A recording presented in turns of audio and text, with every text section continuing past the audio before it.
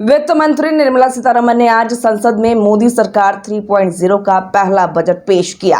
बता दें कि वित्त मंत्री के तौर पर निर्मला सीतारमण का यह 7वां बजट है और साथ ही आपको बता दें कि इस बजट में बिहार और आंध्र प्रदेश को बड़ी सौगात मिली है। अब हम बात कर लें कि क्या महंगा क्या सस्ते हुए, किस तरीके से टैक्स स्लैब में बदलाव किया गया है, तो चलिए बात कर लेते हैं। न्यू टैक्स स्लैब में टैक्स रिजीम में बदलाव, 3 लाख आय तक को कोई भी टैक्स नहीं देना होगा और साथ ही निर्मला सीतारमण ने कहा कि 3 से 7 लाख आय तक में 5% टैक्स देना होगा, 7 से 10 लाख तक आय में 10% टैक्स देना होगा और आगे निर्मला सीतारमण ने कहा कि 10 से 12 लाख आय में 15% टैक्स देना होगा, 12 से 15 लाख आय में 20% टैक्स देना होगा, 15 लाख से ऊपर में 30% टैक्स देना होगा। आगे आपको बताते हैं कि क्या सस्ता और क्या महंगा हुआ। कैंसर के उपचार के लिए 3 और दवाओं पर कस्टम छूट, मोबाइल फोन के पुर्जे चार्जरों पर सीमा शुल्क कम किया गया, एक्सरे ट्यूब पर छूट, मोबाइल फोन चार्जर पर ड्यूटी 15% कम, 25 अहम खनिजों पर ड्यूटी खत्म, फिश फीड पर ड्यूटी घटी। देश में बनने वाले चमड़े, कपड़ा और जूते सस्ते होंगे, सोना चांदी पर 6% कम ड्यूटी, प्लैटिनम पर 6.4 ड्यूटी घटी, प्लास्टिक सामान पर आयात शुल्क बढ़ा, पेट्रोकेमिकल अमोनियम नाइट्रेट पर कस्टम ड्यूटी बढ़ी, पीवीसी इंपोर्ट घटाने के लिए 10 से 25% का इजाफा हुआ है, सिगरेट महंगी हुई। बजट की बड़ी बातें हम आपको बताते हैं। घरेलू संस्थानों में उच्च शिक्षा के लिए 10 लाख तक का लोन दिया जाएगा। मुद्रा लोन की रकम 10 लाख से बढ़ाकर 20 लाख रुपए कर दिया गया है। 1500 टॉप कंपनियों में 5 करोड़ युवाओं को इंटर्नशिप देने का प्रावधान दिया गया है। 50 multi product food unit setup के लिए मदद देंगे। 6 करोड़ के किसानों की जानकारी लैंड रजिस्ट्री पर लाई जाएगी। 5 राज्यों में नए किसान क्रेडिट कार्ड जारी किए जाएंगे। पहली बार नौकरी पाने वाले युवाओं को 3 किश्तों में 15,000 दिया जाएगा। पीएम आवास योजना के तहत 3 करोड़ नए घर बनाए जाएंगे। युवाओं के रोजगार के लिए 2 लाख करोड़ रुपए की 5 योजनाएं पेश की गई। 100 बड़े शहरों में सीवेज ट्रीटमेंट पर काम होगा। 1 करोड़ घरों को पीएम सूर्य घर मुफ्त बिजली योजना से लाभ होगा। उत्तराखंड में बादल फटने और भूस्खलन से हुए नुकसान में सरकार मदद करेगी। असम, उत्तराखंड, सिक्किम में बाढ़ प्रबंधन और संबंधित परियोजनाओं के लिए सहायता दी जाएगी। भारत में वैश्विक पर्यटन को बढ़ावा देने के लिए कई नए ऐलान किए गए। महिलाओं के लिए 3 लाख करोड़ रुपए आवंटित किए जाएंगे। कृषि एवं संबंधित क्षेत्रों के लिए 1.52 लाख करोड़ रुपए का आवंटन किया गया। 1 करोड़ घरों को पीएम सूर्य घर मुफ्त बिजली योजना से होगा लाभ। बता दें आपको कि मोदी सरकार के तीसरे कार्यकाल के पहले बजट में बिहार को कई सौगात मिली है। इनमें 26,000 करोड़ रुपए के 3 एक्सप्रेसवे, 21,000 करोड़ रुपए का 2400 मेगावाट का एक पावर प्लांट, मेडिकल कॉलेज और कई एयरपोर्ट शामिल हैं। वित्त मंत्री निर्मला सीतारमण ने बजट में बिहार को वित्तीय मदद देने की घोषणा की है। वित्त मंत्री ने कहा कि हम बिहार के गया में औद्योगिक विकास को बढ़ावा देंगे। पूर्वाध्याय के तहत सरकार देश के पूर्वी क्षेत्र के विकास को गति देगी। हम सड़क संपर्क परियोजनाओं के विकास में भी सहयोग करेंगे। इस दौरान निर्मला सीतारमण ने 3 एक्सप्रेसवे तैयार करने की घोषणा की। इनमें Patna Purnia expressway, Buxar Bhagalpur expressway, Bodhgaya Rajgir Vaishali Darbhanga expressway शामिल है। इसके अलावा सरकार बक्सर में गंगा नदी पर 26,000 करोड़ रुपए की लागत से 2 लेन का पुल का निर्माण करेगी। सरकार इन एक्सप्रेसवे पर 26,000 करोड़ रुपए खर्च करेगी। इसके अलावा 21,400 करोड़ रुपए की लागत से बिहार में 2400 मेगावाट पावर प्लांट तैयार किया जाएगा। इसके साथ ही राज्य में नए एयरपोर्ट, मेडिकल कॉलेज और स्पोर्ट्स इंफ्रा तैयार किए जाएंगे। इसके अलावा बिहार सरकार की अपील पर राज्य के अलग अलग क्षेत्रों में निवेश किया जाएगा। वित्त मंत्री ने कहा कि हमारी सरकार भारत को ग्लोबल टूरिस्ट डेस्टिनेशन बनाने के लिए प्रतिबद्ध है। बिहार के गया का विष्णुपाद मंदिर और बोधगया का महाबोधि मंदिर की एक अलग पहचान है। काशी विश्वनाथ मंदिर कॉरिडोर की तर्ज पर विष्णुपद कॉरिडोर और महाबोधि कॉरिडोर को विकसित किया जाएगा।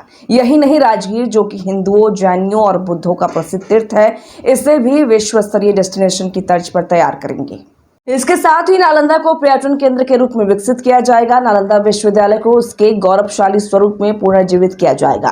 केंद्र सरकार के बजट में बिहार की कई परियोजनाओं के लिए करोड़ों के पैकेज की घोषणा की गई है।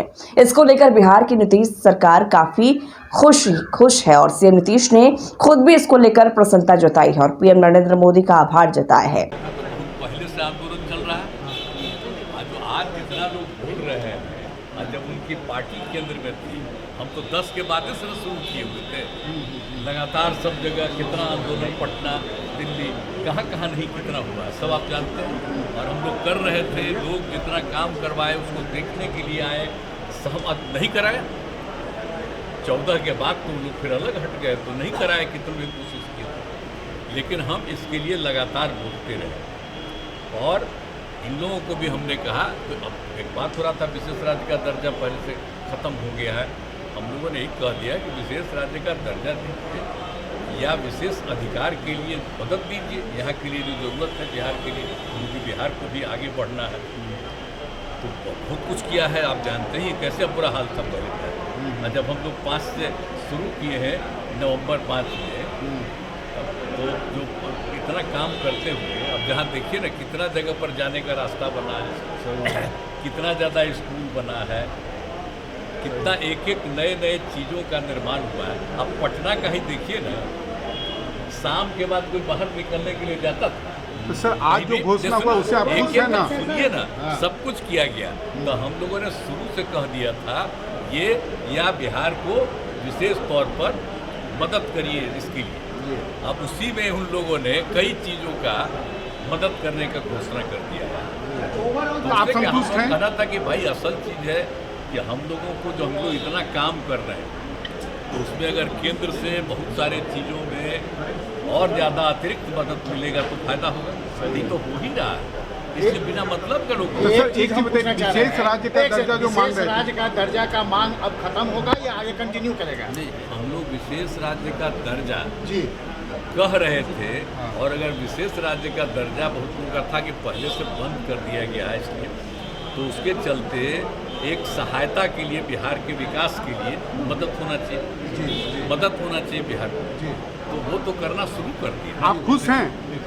अरे हाँ भाई, हम तो ये दोनों चीज़ कह ही दिए थे। मोदी सरकार 3.0 का पहला बजट पेश किया गया। इस बजट में बिहार को मोदी सरकार ने कई सौगात दी है। वित्त मंत्रालय से प्रदेश को लगभग 58,000 करोड़ स्पेशल पैकेज मिला है। बिहार को 3 एक्सप्रेसवे सहित कई बड़ी सौगात मिली है। वहीं विपक्ष बजट को लेकर लगातार हमलावर है। पूर्व मुख्यमंत्री राबड़ी देवी ने बजट को लेकर कहा कि बिहार को झुनझुना दिया गया है। वहीं अब राज्य सुप्रीमो लालू यादव की लाडली रोहिणी आचार्य ने बजट को लेकर केंद्र सरकार को घेरा है। बचाव किए, किस राज्य को दर्जा नहीं मिला, इसके लिए 13 करोड़ लोगों को बिहार के जनता के ठगने का काम किया। इसलिए हम लोग का मांग रहेगा विशेष राज्य को दर्जा मिलना चाहिए।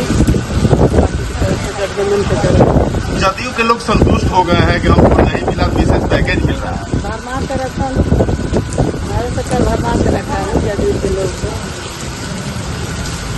ठगने का। हाँ, विशेष राज्य को दर्जा नहीं मिला। 13 करोड़ जनता है बिहार के, उसमें तो मिलना चाहिए। हम शुरू से मांग कर रहे हैं विशेष राज्य को दर्जा नहीं मिला। हाँ, इसीलिए हम लोग बचाव करते हैं। बिहार के विशेष राज्य का दर्जा झुनझुने में बदल गया। 17 साल से डिमांड चल रहा था, सिग्नेचर कैंपेन चल रहा था, इलेक्शन आफ्टर इलेक्शन इस पे लड़े गए, इस मुद्दे पे लड़े गए। इस बार सर्वदलीय बैठक में भी बिहार के विशेष राज्य का दर्जा गरमाया रहा। जब माननीय मुख्यमंत्री जी मिले, जब अलायंस में चले गए, तब भी कहा विशेष राज्य का दर्जा चाहिए बिहार को। और दर्जा के मामले में यह झुनझुना भारत सरकार ने लेके जाएंगे। केंद्रीय बजट में आज जिस तरह से वित्त मंत्री निर्मला सीतारमण ने बिहार को लेकर कई घोषणाएं की हैं, उसको लेकर एनडीए की तमाम पार्टियां गदगद हैं। जहां मुख्यमंत्री नीतीश कुमार ने बजट में बिहार के इंफ्रास्ट्रक्चर को मजबूत करने के लिए 58,000 करोड़ के पैकेज की घोषणा पर अपनी खुशी जाहिर की है। वहीं एनडीए के तमाम नेता भी खुशी जाहिर कर रहे हैं। बिहार को इतना बड़ा आर्थिक रूप से पैकेज देने का काम किया गया, जहाँ हाईवेज के लिए 26,000 करोड़ रुपया दिया गया, बिजली सेक्टर के लिए 21,000 करोड़ रुपया दिया गया, बाढ़ के नियंत्रण करने के लिए 11,500 करोड़ रुपया दिया गया, और कई योजना है, चाहे वो प्रधानमंत्री आवास योजना है, लगभग 13 लाख प्रधानमंत्री आवास योजना की स्वीकृति मिलनी है, और कई योजना, एयरपोर्ट्स बनाने हैं, मेडिकल कॉलेज बनाने हैं, धार्मिक स्थान को पूरी तरह स्थापित करना, कॉरिडोर बनाना है, चाहे वो बोध गया हो, नालंदा हो, राजगीर हो, कई यूनिवर्सिटीज की स्वीकृति मिली है, चाहे वो विक्रमशिला यूनिवर्सिटी हो, नालंदा यूनिवर्सिटी को और विकसित करने का काम इस आर्थिक पैकेज में किया जाएगा। केंद्रीय बजट में विकसित बिहार की पटकथा लिखी गई। बजट में प्रधानमंत्री जी के बिहार प्रेम को फिर से साबित किया और बजट में विरासत के साथ विकास को साधा है। आज केंद्र की सरकार ने कल्चर और इंफ्रास्ट्रक्चर दोनों के लिहाज से ऐतिहासिक बजट पेश किया। देश के वित्त मंत्री जी को हृदय से बिहार की तरफ से मैं धन्यवाद देता हूं। माननीय प्रधानमंत्री और वित्त मंत्री ने बिहार के विकास के लिए, विकसित बिहार बनाने के लिए जिस तरह से 3 एक्सप्रेस वे, कल्चर के लिए, बाढ़ से मुक्ति के लिए, आज इरिगेशन के लिए, हर क्षेत्र में औद्योगिकरण के लिए, पर्यटन के लिए जिस तरह से वातावरण बनाए हैं, निश्चित तौर पर बिहार विकसित बिहार की ओर कदम बढ़ा चुका है।